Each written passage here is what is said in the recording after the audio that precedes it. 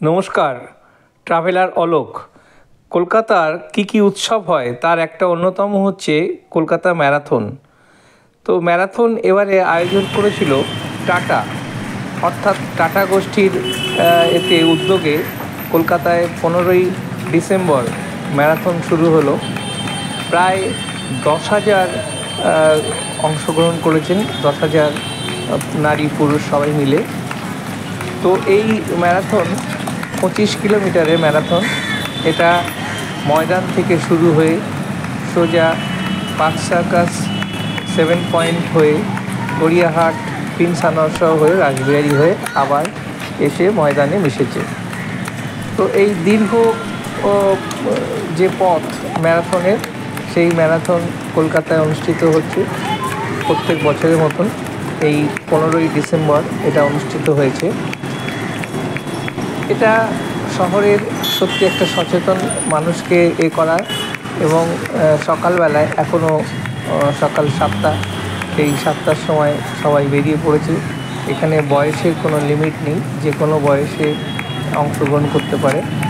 আমি এই মুহূর্তে দাঁড়িয়ে আছি পার্ক সার্কাস 7 পয়েন্টের কাছে, জিশান মোড়ের কাছে।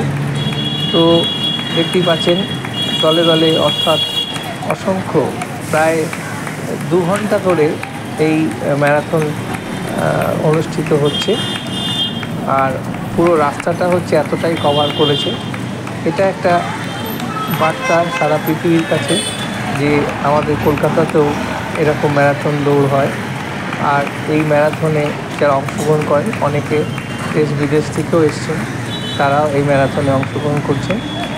আপনারা যদি কেউ এটা পরের বছরে অংশগ্রহণ করতে চান, তাহলে আমার ডেসক্রিপশান বক্সে আমি পুরো ডিটেলস দিয়ে দেবো, কীভাবে অ্যাপ্লাই করতে হয় এবং তার কী প্রয়োজনীয় লাগে, সেই সমস্তগুলো নিয়ে ম্যারাথনে আপনারা যোগ দিতে পারেন।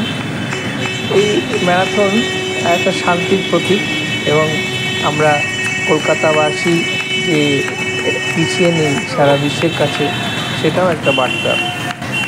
তো আসা যাক, এই ম্যারাথন এটা আমরা দেখি, এনজয় করি। আর এই ম্যারাথন যারা অংশগ্রহণ করেছে সকলকে আমার আন্তরিক এবং আমাদের তরফের আন্তরিক প্রীতি, শুভেচ্ছা, ভালোবাসা। তারা এরকমভাবেই নিজেদের শুধু যে রাখা তা না, নিজেদের সুস্থ রাখাটাও একটা বড় কথা। এই ম্যারাথনে অংশগ্রহণ করার জন্য অনেক দিন থেকে এটা প্রস্তুতি নিতে হয়। তো এই ম্যারাথন শুরু হয়েছে দীর্ঘক্ষণ সময়, আর এটা চলবেও অনেকক্ষণ। তো রাস্তাটা এরকম রুট ম্যাপ করা হয়েছে যে ময়দান থেকে শুরু করে park street, park circus, 7 point, Gariahat, সেখান থেকে সোজা প্রিন্স আনোয়ার, যাদবপুর হয়ে প্রিন্স আনোয়ার ঘুরে আবার রাসবিহারী থেকে রবীন্দ্র সদন হয়ে আবার ময়দানে এসে এটা শেষ হবে। এই হচ্ছে রুট ম্যাপ। দেখতেই পাচ্ছেন এখানে সব কত রকম বয়সের এরা এখানে ম্যারাথনে অংশগ্রহণ করেছে। তো এটাও আমাদের একটা কি বলবো, দেখার জিনিস। কলকাতা শহরে আমরা গর্বিত যে দেখুন হাজারে হাজারে, মানে প্রায় হিসাব মতন 10,000 বেশি মানুষ অংশগ্রহণ করেছেন ম্যারাথন রেসে।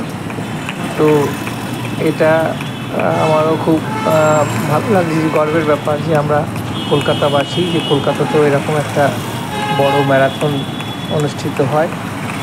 তো সেই হিসাবে আমরা খুবই গর্বিত। দেখতে পাচ্ছেন বিভিন্ন প্রান্তের, শুধু যে কলকাতার লোক তা না, বিভিন্ন জায়গা থেকে এসছেন এই ম্যারাথনে অংশগ্রহণ করার জন্য। তো এটা একটা আলাদা জিনিস।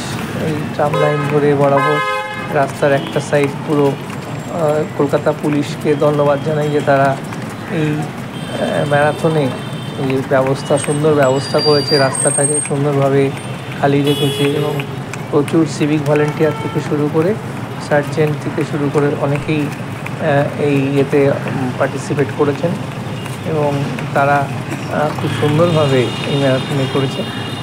তো এখানে আমাদের কলকাতার যে বিভিন্ন হয় তার আর একটা প্রতিচ্ছবি হচ্ছে, চলে আসছি আমরা বড়দিনের 19শে ডিসেম্বর উদ্বোধন হয়ে গেল পার্ক স্ট্রিটে ক্রিসমাস উৎসব। সেই ক্রিসমাস উৎসবে দেখতে পাচ্ছেন পার্ক স্ট্রিটটা।